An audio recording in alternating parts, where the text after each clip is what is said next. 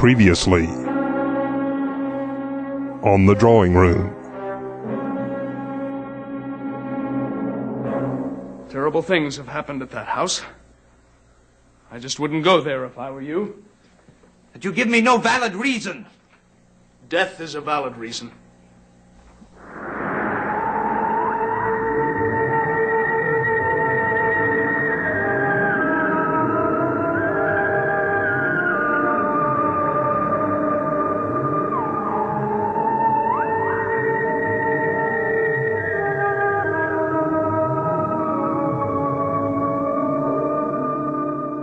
Hi there, welcome back. We're glad to have you here with us again today in the drawing room for some more discussion about Dark Shadows, the original Dark Shadows TV series from the 1960s. I'm Chrissy. And I'm Russ. And this week, we will be looking at episodes number 446 through 450. We are really moving right along, aren't we? Yeah. It seems like it's taken a long time, but yet at the same time, we're getting to a point now where things are coming to a head in this 1796 storyline. So I feel like we are making progress. And we do have a very busy week to discuss these episodes that took place March 11th through the 15th of 1968. This is the week when Joshua locks Barnabas in the tower room at Collinwood. And Millicent gets married and promptly goes insane. Marriage not for Millicent. Well, marriage to Nathan, not for Millicent. But I'm getting ahead of myself. Let's slow down. Let's back up. Let's go back in time, get into our time machine. We'll do a quick look at what was going on in the world the week of March 11th through the 17th in 1968. Kind of give you a reference point for these episodes. Let's get in the time machine, take a look back, and after that we can go right to Dark Shadows. This is a mauling, folks, a mauling. My name, Peggy. You got problem? Drink up, me hearties, yo-ho. Oh, my God. My God. That looks like a second plane. Nothing for you. Good wives. Down goes Frazier. Fascinating. Sitting in the morning sun, I'll be sitting when the evening comes. The number one song this week, Sitting on the Dock of the Bay by Otis Redding. Yeah, I'm sitting on the dock of the bay, watching the tide roll away. In the news, the first primaries for the 1968 presidential election are held this week, and the Republicans overwhelmingly pick Richard Nixon. On the Democratic side, LBJ narrowly defeats Eugene McCarthy, but by the end of this week, someone else has thrown his hat into the ring, Bobby Kennedy.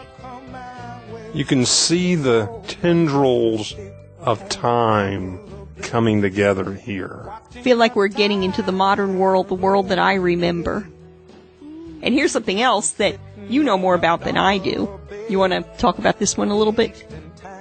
In comics, an iconic cover hits the stands this week for the X-Men, the Marvel Comics title.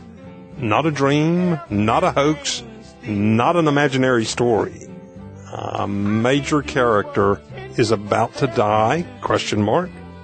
And what's all this, not a dream, not a hoax? That was a little tip of the hat to DC Comics. They were all the time saying, in this issue of Action Comics, Superman and Lois Lane get married and have children, and you buy it and find out that it's either a dream or a hoax or so they were an imaginary kind of story. The National Enquirer of the comics world. Yeah. Then, but this was not a dream, not a hoax, not an imaginary story. I don't want to know. Okay, we'll get there eventually. But by the way, we will have a copy of this cover on our website in case you're curious to see what that looks like. Do visit our website, collinsport.net, to get a look at this X-Men comics cover.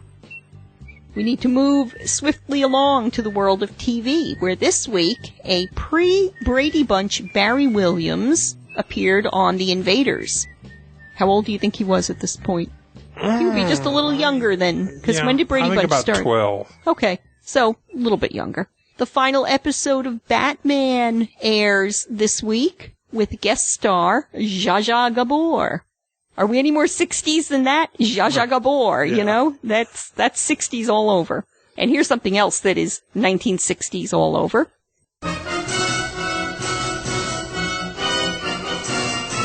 Mystery Science Theater. No, you know what that is. You know what that is because that's some of your favorite music. What is that? That's from Mystery Science Theater. No, it's from Star Trek. It is the episode Bread and Circuses, and that's the fighting music. Whenever people fight on Star Trek, that's what you hear. Whenever gladiators fight, that's what you hear. I guess nowadays that's become the token music for gladiator fighting. It's good stuff. And now we're ready to move on to some more good stuff because we have a lot to discuss in our Dark Shadows episodes for this week, March 11th through the 15th, episodes 446 through 450. Heading there now.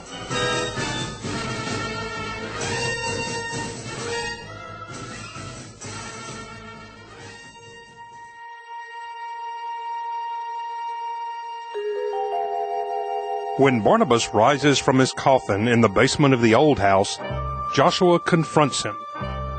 Barnabas admits to his father that he's a vampire and that he's responsible for the recent deaths in Collinsport, including the missing Trask. Threatening to tell Naomi, Joshua coerces Barnabas into moving into the tower at Collinwood. Meanwhile, eager to show her family that Nathan Forbes loves her and not her money, Millicent turns over her fortune to Brother Daniel. She somehow forgets to tell Nathan this before the wedding, and when Nathan finds out the truth, he's so stunned he has to escape to Collinsport to drown his sorrows. When he finally returns to Collinwood, he devises a plan to recover the money. If he can have Millicent declared insane, he controls Daniel's funds. Fortunately for him, he can use Barnabas's presence in the tower to nudge Millicent over the edge. Millicent is convinced that someone is in the tower, but Nathan assures her this is nonsense. In the meantime, Joshua has enlisted Natalie's aid in lifting Angelique's curse on Barnabas. While she prepares for a seance, Millicent visits the tower under pressure from Nathan to confront her fears and prove that the tower is empty. When she enters the tower, Barnabas attacks her. Natalie's seance is successful in summoning the aid of Bethia Mapes, but surprise, Mapes announces that no one in the house is under a curse. Confused, Joshua rushes to the tower, only to find that the tower is empty except for Millicent, who's been driven insane. Bethia Mapes summons Barnabas back to Collinwood, saving a local streetwalker from certain death. Once Barnabas arrives, she attempts to exorcise Angelique's spirit from Barnabas's body. Barnabas reacts by grabbing Mapes by the neck.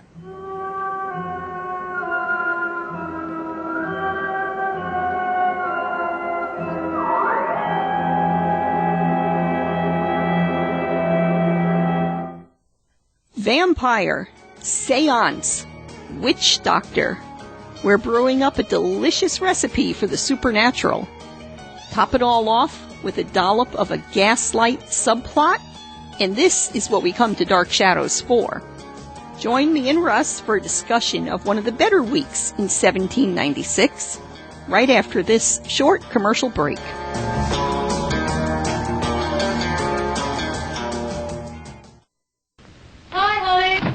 When did you fix this sandwich? Last night, dear. Seemed like last year. It's hard as my hat. Richard! Man from Glad, husband flipping his lid. Hold on to your hat. Get Glad sandwich bags with a fold lock top. Fold this flap in, this flap over. Fold lock top locks in sandwich, freshness and flavor.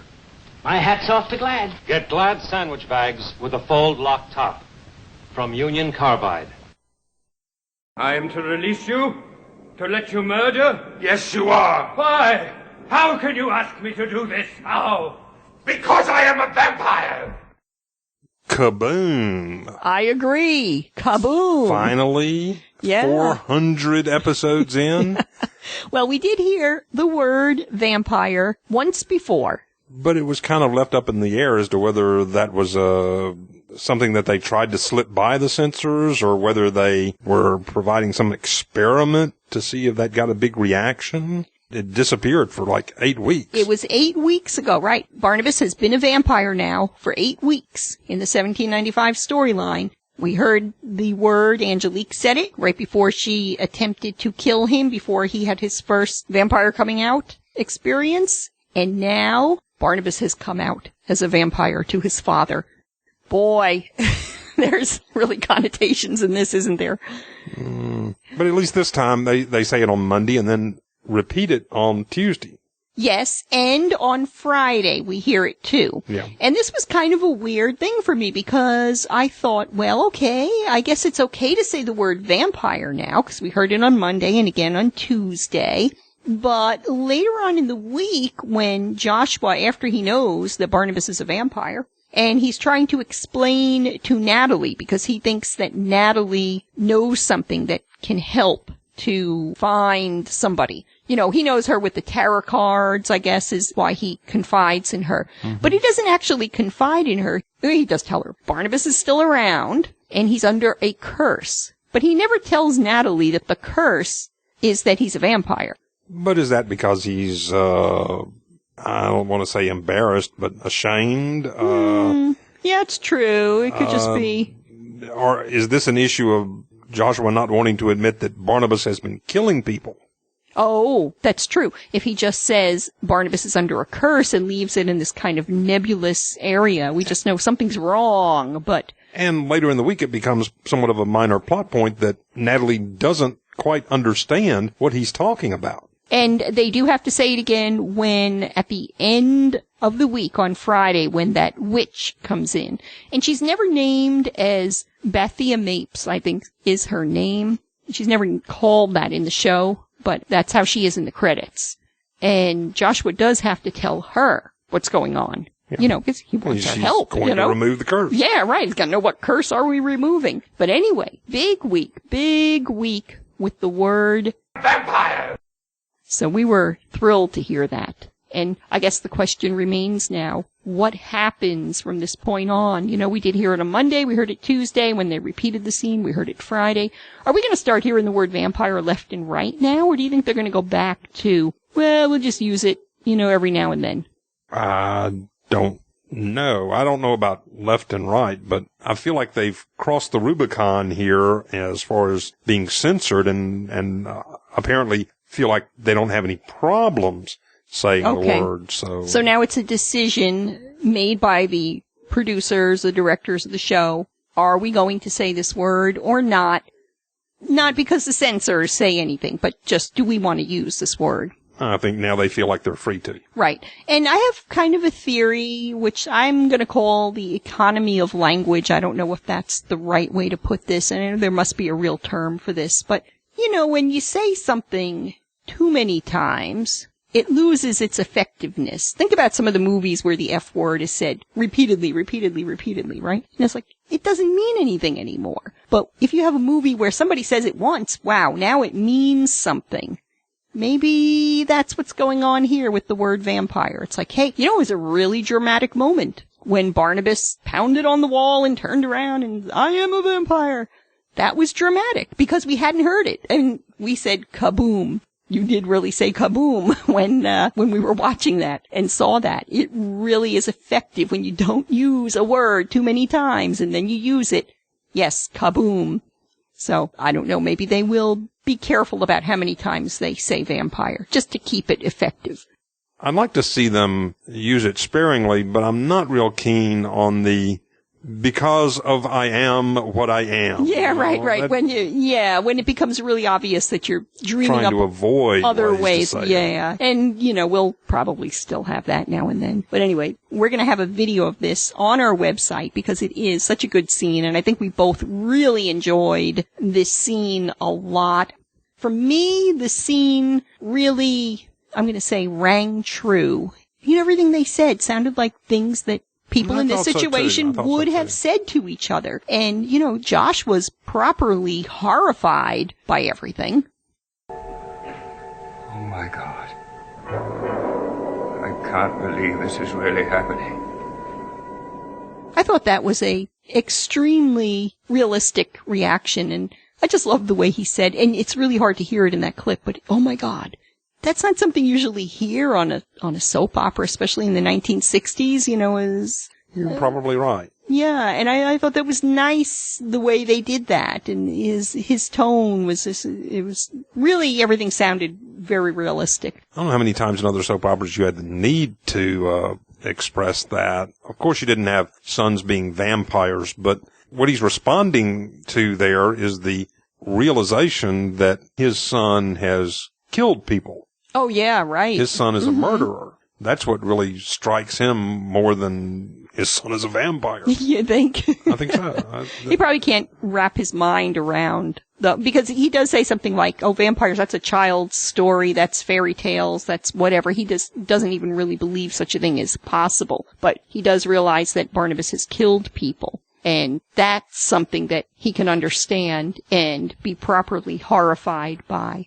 But, I got to say something about Joshua here in this scene. We've talked before about Joshua being a control freak. He likes to be the big boss that's in control of everybody's life. And it was so realistic in this conversation. I don't remember exactly how it went, but he lays out to Barnabas, you have two choices.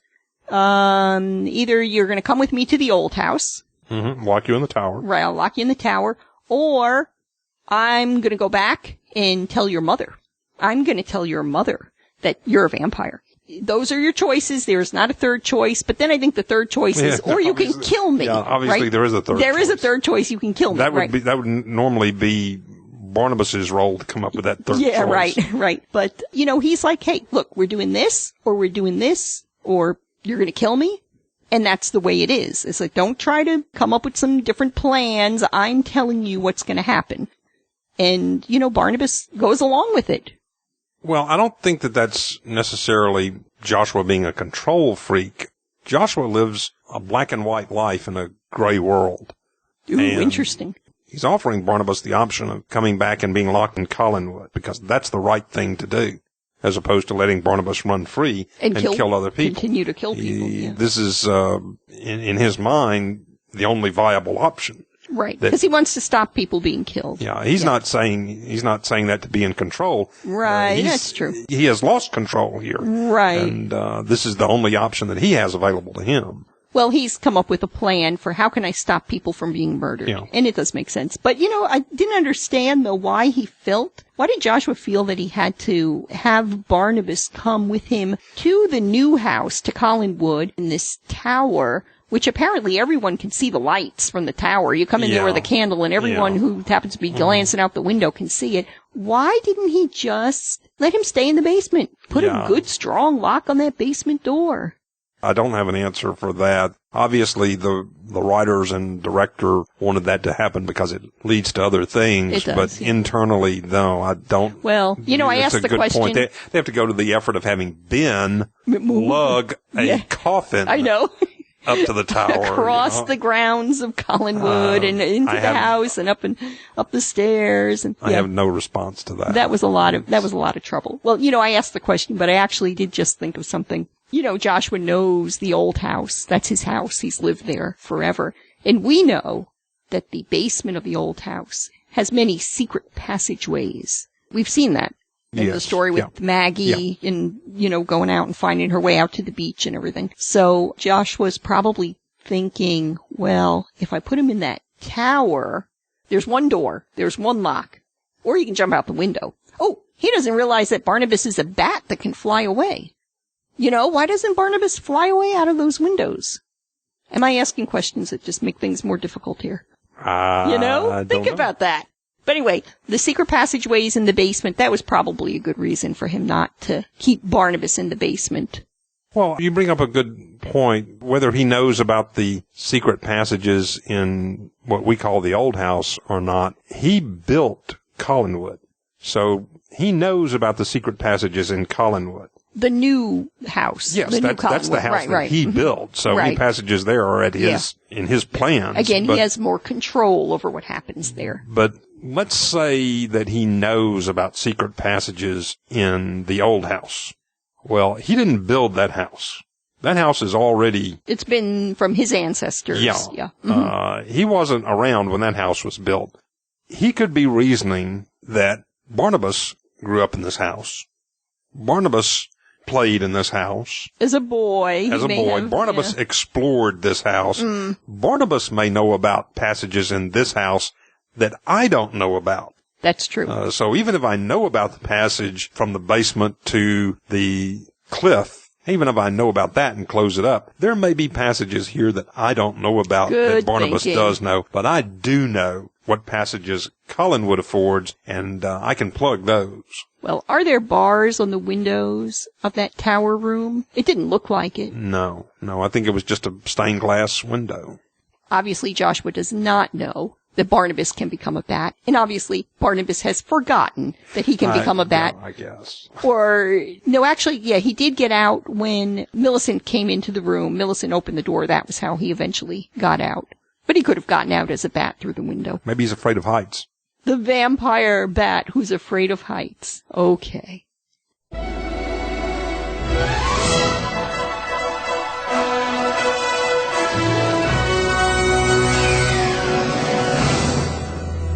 Okay, we started to touch on this earlier. I'm glad we didn't get too deep into it, but my acting award this week is going to that scene between Joshua and Barnabas. I really appreciate what Louis Edmonds has brought to the character. When we first came into 1795, Joshua was a little bit of a stereotype.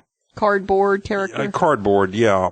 And this week, we see some new elements blown into life into Joshua, and Louis Edmonds does that. His response to finding out just what Barnabas has been up to the last couple of months.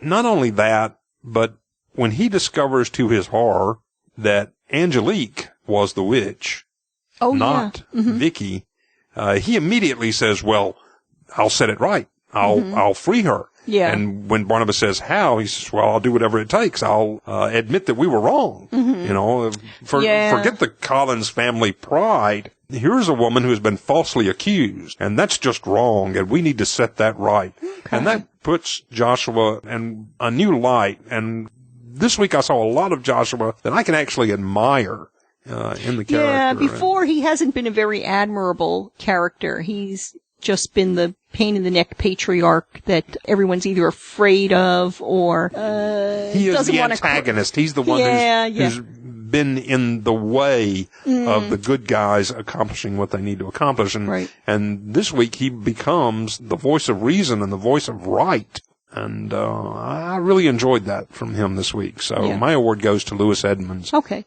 And my award, if I may give an acting award as well, is going to go to Jonathan Frid for this same scene, the first scene, between Barnabas and Joshua, and also for later on in the week when, I just love this part, when that witch Bethia Mapes shows up and the spirit of Angelique comes into him and possesses him, I guess, and Angelique's trying to keep the other witch, from drawing out the curse. And Frid has to act as if he's channeling Angelique, and he's doing that. Angelique's always got that laugh going on. She's always cackling. And he does sort of a cackling.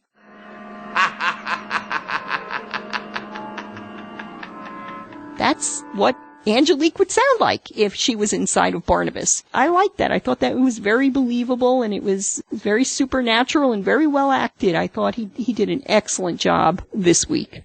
These roles challenge typical soap opera actors. They're having to do things that they never have to do on The Search for Tomorrow or Secret Storm. None of the doctors and the doctors' wives and that kind of thing. No, we're going to be possessed by the spirit of a witch.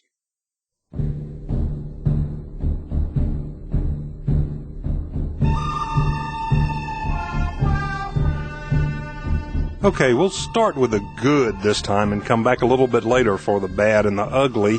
You were really impressed with some of the behind-the-scenes work this week.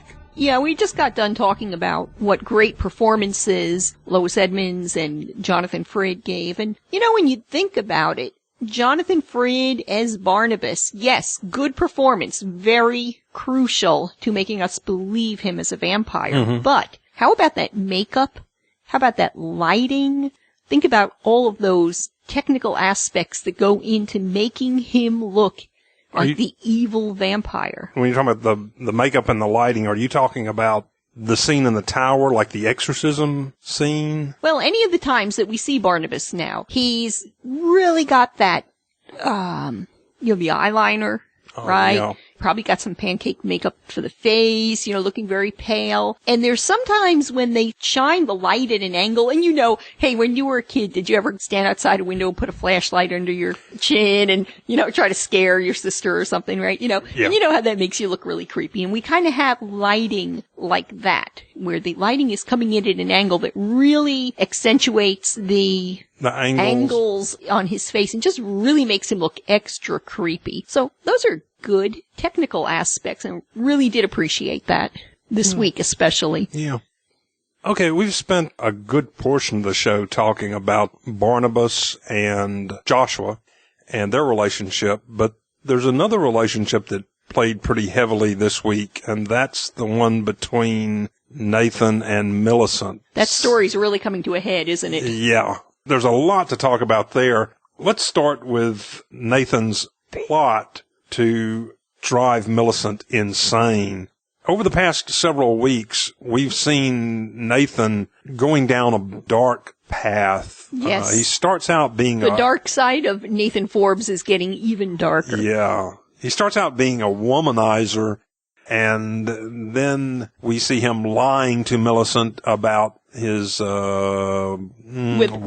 About his wife, Suki, yeah. And then last week we see him engaging in a deceptive plot to try and win her back. And well, you could almost excuse him for that if the reason was because he loves her. Yeah, and up until now, we've been able to maybe convince ourselves that maybe that's what's in his mind. But this week, not so much, huh? We see a darker side, as you say, where Nathan is trying to convince Millicent that she's losing her sanity. Well, because, why? We have to say, why is he doing this? Because she decides that she's going to prove to everyone that he is not at all interested in her money, so she gives all her money away to her little brother, Daniel. Okay, and, let's talk about that for a second, okay? I think we need to play What Was She Thinking here. What was she thinking? She wasn't really thinking that through, was she? I believe it's Thursday before Nathan even finds out that he's lost all of his control of the money. He finds out from Daniel. I wanted to say David then, of course. And the look on his face is priceless. Joel Carruthers, great acting moment. He just is like shocked. Wow. And then here's where we really see that it's all about the money. But, well, I don't know if really we see that. I mean, he's just shocked that she's gone and made this decision. This is kind of where I want to go here. Is he entirely in the wrong here? I'm not sure I'm phrasing this right, but Millicent goes down to the lawyer and turns everything over to Daniel, and then gets married to Nathan without telling him what she's done, and leaves it up to Daniel to spill the beans. Yeah, unintentionally. I don't think she left it up to him, but that's what happened. But she didn't do it. Yeah, she intentionally did that. She should have told him beforehand. Yeah, that was wrong on her part. But what about his reaction to it? That's not surprising. That's what I'm wondering about. Okay, yes, he's upset, he's annoyed, he's shocked that she's done this. How could he have handled this situation? First thing he does, he freaks out with that great look on his face, and he leaves and apparently goes off and gets drunk. Comes back later that day, and what do you think he was thinking all during that day when he's like, oh my gosh, my new wife has given away all of her money? Well, it's hard to say because he comes back and Daniel says something like, hey, I'll give all this money back to her, if this is causing a problem. And it's only after that Daniel puts the seed in Nathan's... Right. He says, what would I do if anything? I don't want anything to happen to Millicent, because what will I do? Who will take care of me? If something happens to her, if she loses her mind, Who's going to take care of me and what's going to happen? Then you see lights going off behind him. Yeah. Now, but I want to come back to this, though. I don't want to leave too soon this discussion about did Millicent do the right thing in not telling him, and you feel like that she didn't, that she should have told him. Let's don't gloss over the fact that she married him and intentionally didn't tell him that she had signed over all of the money. Yeah. Okay? I mean, think about that. Let's forget that he was being greedy and wanted to marry her for her money, okay? Whether he did or not, she didn't have the right to give up all of her money without telling him. Talking to him about it. They're engaged and they're going to get married. These are joint decisions. Joint decisions, exactly. Should be. Yeah. Well, she was trying to make a point to Joshua and Naomi and everyone else who said, he's just marrying you for your money. But in her heart of hearts, what did she believe? Because she must have believed it because she didn't bother to tell him. That's exactly right. Yeah, that's true. If she really believed that, good point. She would have told him beforehand. She would have told him before she did it, I'm going to give away all of my money. And then before they got married. And see whether or not he would still want to marry her. But she didn't do that because she maybe in her heart of hearts knew the answer. And she deceived him. Yeah.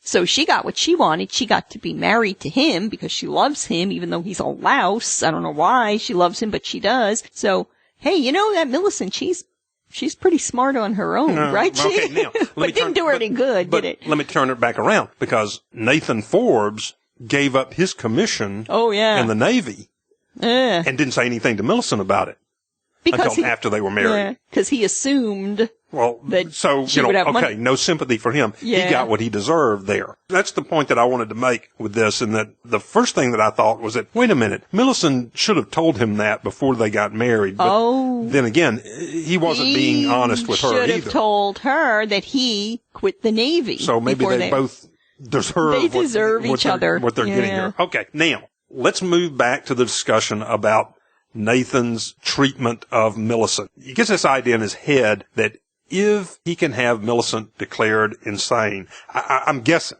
Yeah. That we don't know what's in his head, but that's what we're supposed to think. That's what it looks like, yeah. Then he can take control of the money. The first question I have to ask is, why?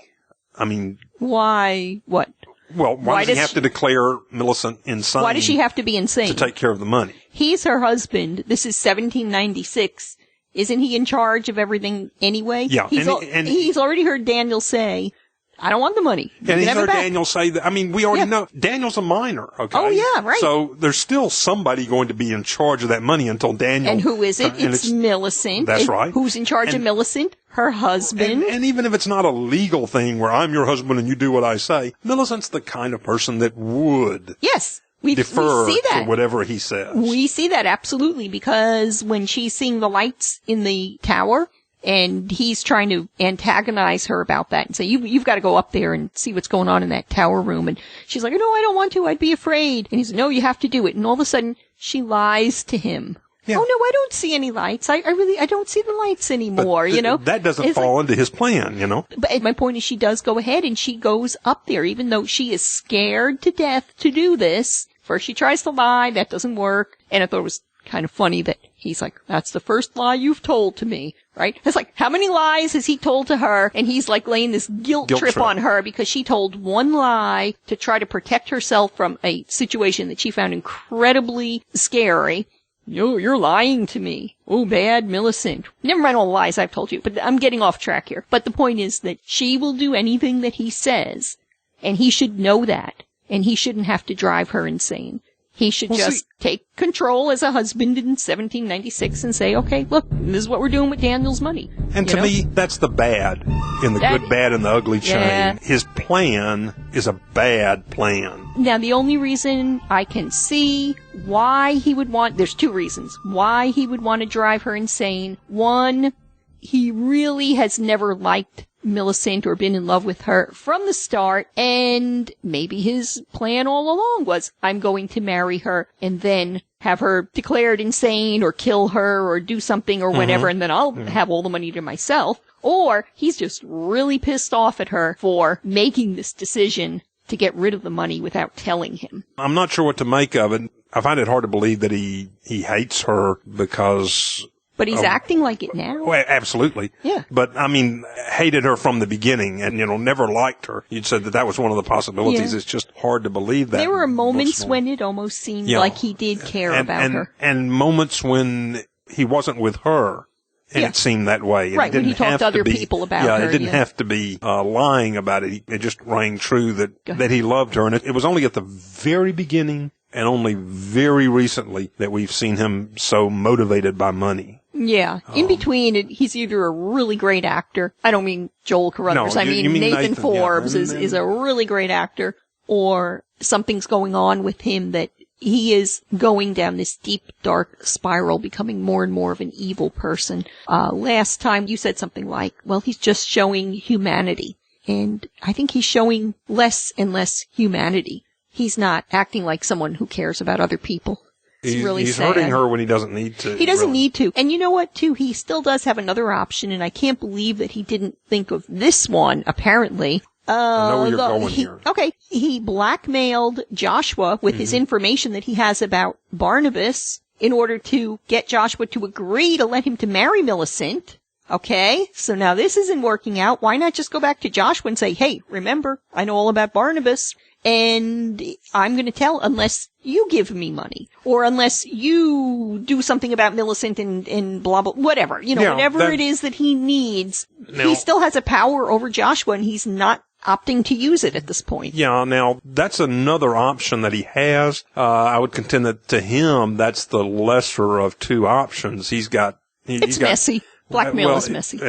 Yeah. But what he had his sights set on was control eventually of 100% of the Collins money. Yeah, I think so. And now this option of blackmailing is just having a faucet turned on and off as he needs it, Yeah, that's not a very good consolation prize for him. Well, it's just really sad about Millicent. She's very trusting and she loves him and she's just being very naive, I think. And this was her character from the beginning, that she's sheltered rich girl. And she's really like the poster child for naivete. Am I saying that right? Yeah.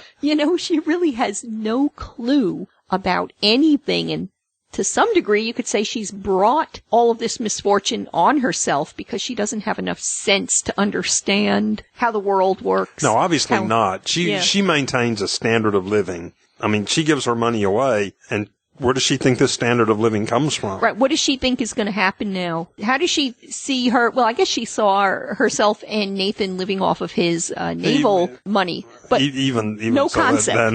No concept of what that means. Right. Yeah. Even if Nathan hadn't given up his commission, when she saw what money was coming in, she have no concept of that. She probably doesn't know how much money she's got. She just has a lawyer who she just contacts and says, I want this, I want that, and it's all delivered to her. Yeah. I want these pretty dresses. Guess what, Millicent? No more pretty dresses. You're going to be making them yourself now. Right. Because Nathan's naval, and he might have made a decent amount of money, but she's not going to have that same standard of living.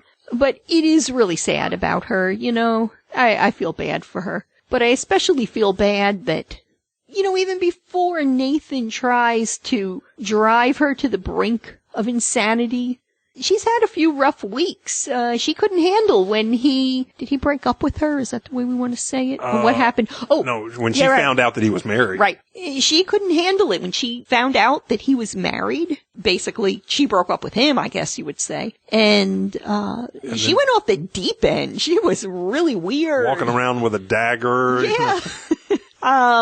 So she's not entirely wants stable. Barnabas to kill him in a duel. Right. She is not stable at all, and pushing her over the brink into insanity, not really that hard of a like job. Just a nudge. A little poke. Just a little. I mean, when you think about it, if Nathan's saying to her, I don't hear anything, drives her to I can't handle this, I don't know what I'm doing. Yeah. Well, of course, then finding out that your cousin's a vampire and he bites you, that doesn't help anything either. That was kind of the little extra nail in the coffin, so to speak, no pun intended, that really did her in. Well, before we wrap up this segment, let's revisit our good, the bad, and the ugly one more time and talk about the ugly just a moment. we're going to post a video on the website of just a bizarre scene from one of this week's episodes. I'll try my best to recreate it. It starts out with, in the drawing room with Millicent and Joshua. And David comes in and announces that Nathan has arrived. And this is this is right before the wedding. It's the day of the wedding. Right. The morning of the wedding. And I believe Millicent has already turned over her fortune. She's in her wedding dress. Yes. And Nathan comes rushing in, out of breath. When the camera shows the main door to Collinwood, there's no one there. And we see Nathan come rushing in, and he takes off his coat and keeps trying to put it on the table and it keeps falling off. And he's putting it on the table and falls off. You'll see that happen. Yeah. And Nathan comes into the drawing room and he's flirting with Millicent and they're all tee-hee, tee-hee. Oh, she says, "You're not supposed to see me before the wedding. It's bad luck." And then she gives him this giant smile. And I'm thinking, well, if it's bad luck, why are you smiling? You know, that was weird, right? Yeah. And then there's this pause, like no one knows what to say next. Right. And you hear this, and all of a sudden there's Naomi there saying, here I am. Yeah. It's like, and she runs into Daniel just she practically knocks him over. It's like she was supposed to be in the scene, but she what I wonder. wasn't. That's what I wonder. It was like nobody was where they were supposed to be when the scene was taking place. It looks to me like Joan Bennett missed her cue and wasn't there, and she was supposed to come in, and they had to send Nathan and go, talk for a while, you know? Yeah, and it's not really like a flub, but it was just awkward. So anyway, go to our ugly scene. It was ugly, yes. Go to our website, collinsport.net. You can take a look at it there. We'll also have it on our YouTube channel, Dark Shadows Pod. And do remember to subscribe to our YouTube channel, because anytime we post any videos, we'll have them there. Don't know if that scene is a classic, but I'm going to do everything I can to make it so. Okay.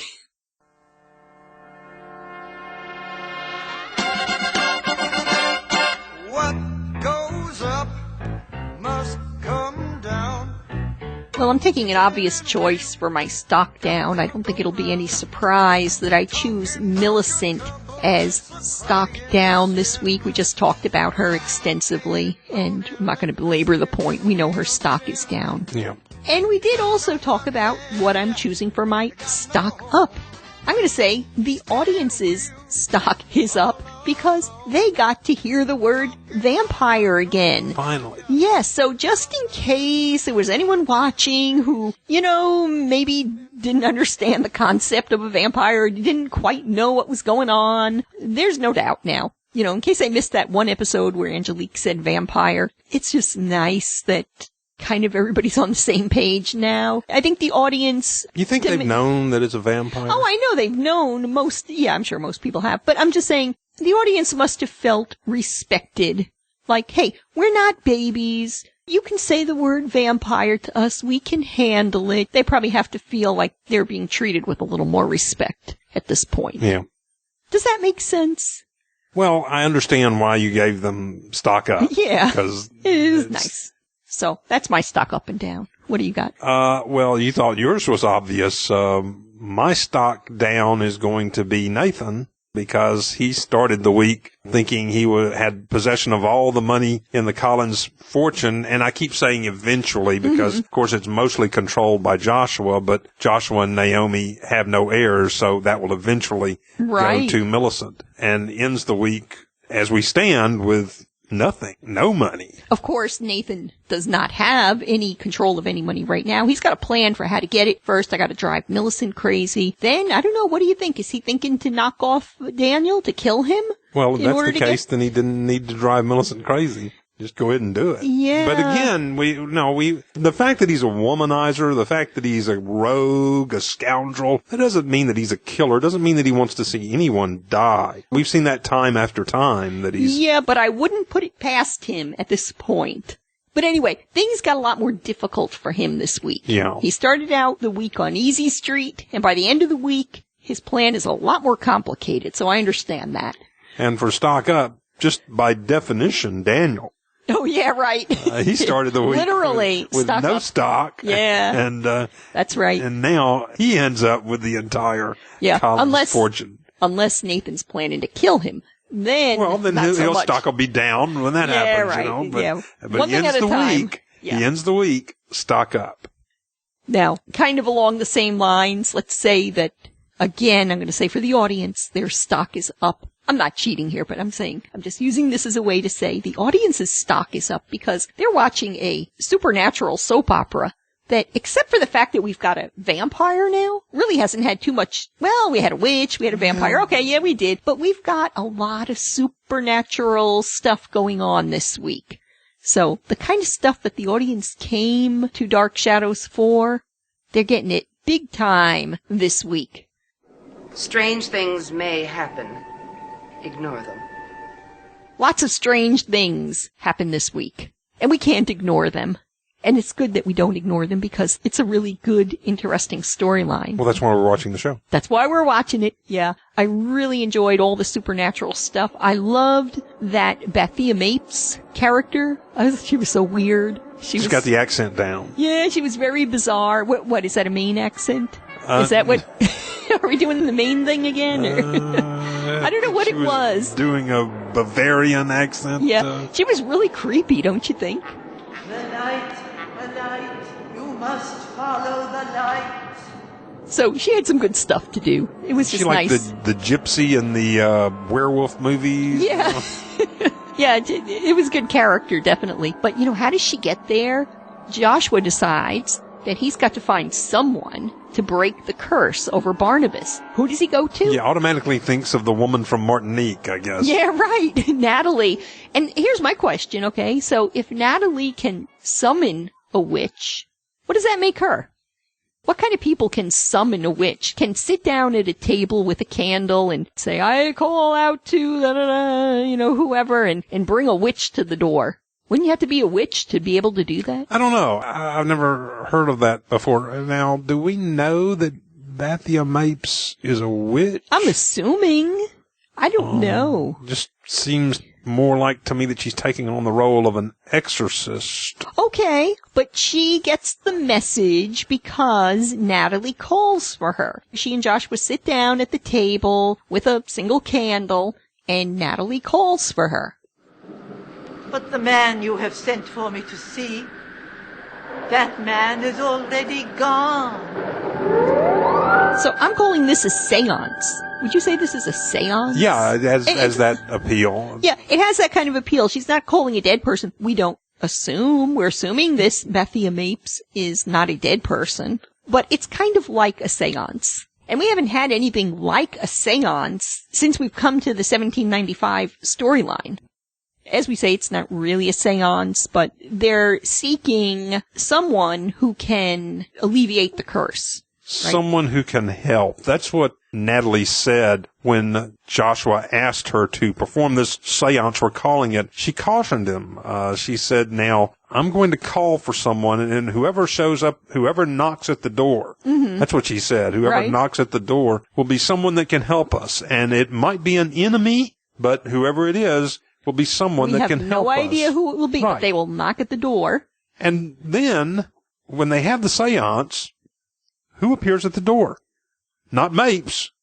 The first person that comes in is Nathan. Yeah. He's going around the house looking for Millicent, presumably looking for her. Surely he suspects that she's gone up to the tower. Yeah, that's where he sent her. But in any case, he shows up outside the drawing room, and his sword accidentally knocks on the door of the drawing room. Mm-hmm. And Joshua goes to the door and opens the door, and I don't know Bethia Mapes. I'm sitting there thinking he's the one who's going to help. Yeah. He knocks on the door. Joshua goes to the door and opens the door and says, what are you doing? You're bothering us. Get the hell out of here. We're waiting for somebody. Go downtown to meet with the governor. Yeah, right. We're waiting for somebody very important. Yeah. And slams the door. And Natalie says, now we'll have to start over again. Yeah, right. I don't think well, wait a minute. Isn't that what you were trying to accomplish? Yes. I mean, that's that's the person that knocked on the door. Yeah. Isn't he the one who's trying to help? Yeah. I don't know. I'm not following these things, I guess. Yeah, and there was, maybe the sword knock was unintentional. I know. I'm sure it was. But why would Joshua have gotten up and answered the door unless he heard something there? Oh, yeah, he heard it. They talked about that. Yeah. And I'm sitting there thinking, this is what you're waiting for. And it happens, and you're like, no, go away. Hey, Where is it? I don't need you. Yeah, right. I need somebody else. Somebody's coming to help us, and they'll knock on the door. And when they come, I don't know who it's going to be, but yeah, get out of here. Yeah, right. Didn't make sense. Next time on The Drawing Room. I've had to overcome a few obstacles, but the last of them will be out of the way by nightfall. What are you planning to do? Wipe out the whole family? No, only one of them.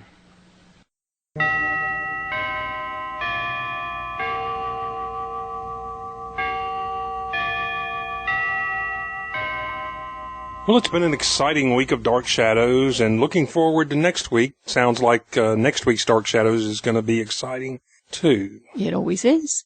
That's all the time we have for this month's edition of The Drawing Room. We invite you to check in on our website, collinsport.net, where you'll find a blog roll with links to all of the Dark Shadows sites that we like to visit. You'll also find photos and a couple of videos as audio-video aids to the podcast. Yeah, this month we've got 2 of them. And also, of course, check our forum out. Good place to discuss Dark Shadows with fellow fans. Oh, and one more thing I'd like to mention very quickly. Actually, this didn't happen quite so quickly, did it? It was about 1.5 years ago during one of our podcasts. I had an idea for a fan fiction and said someone should write this fan fiction. And to the best of my knowledge, no one has. So I finally got around to it and have posted on Fan Fiction Party at Aunt Catherine's, a little story about Carolyn as a debutante, having a coming out party at her Aunt Catherine's house. Nothing supernatural about it, just, I think, a lot of fun to take a look at the pre-Dark Shadows Carolyn. My version of her, anyway. There were 1 or 2 Easter eggs in that one, too, I think. So go check it out at Fanfiction. There'll also be a link to this story on our website, collinsport.net. We invite you to tune in next month. We'll be back on the air Saturday, May 3rd with the 49th edition of The Drawing Room. Until then, I'm Russ. And I'm Chrissy. Beware. Before we go on, we've gotten a lot of emails. We've gotten a lot of emails from some of our listeners asking us how we're able to time things out quite as well as we do, where we end up talking right at the right moment for the music that's playing underneath us. Well, I have to admit that I have a background in radio. I was a radio DJ back in the 80s and learned a lot about how to pace yourself. And that's one of the things that I've picked up is knowing how to pace myself. I can talk slower or speed up as I talk so that I know that it'll end up at the right place. And that's Beware What Lurks in the Dark Shadows. Dark Shadows is a Dan Curtis production. Okay, is that it?